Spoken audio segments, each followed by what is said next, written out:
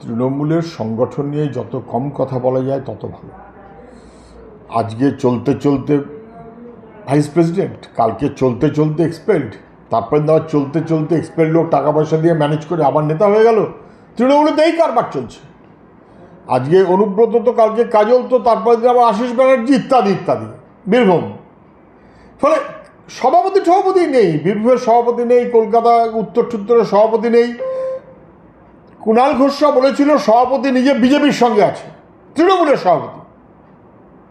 তাকে এখন বাদ দিয়ে বোধহয় মুখ্যমন্ত্রী বোঝাবার চেষ্টা করলেন যে কুণালরা ঠিকই বলেছিল, তো তাপস রায়রা তো ঠিকই বলেছিল, তৃণমূলের সভাপতি আসলে বিজেপির লোক। এটি ছিল অভিযোগ।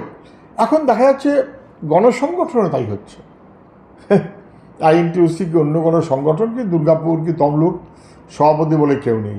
রাজ্যের যারা তারাই কোর কমিটি চালাবে। এটা কোনো সংগঠনের নীতি নিয়মের মধ্যে পড়ে না। এবং হাল যে খুব খারাপ, কি সংগঠন কে কমিটির বিষয় না, পোস্ট একটা, বাকি সব ল্যাম্প পোস্ট, আর বাকি টাকার কারবার।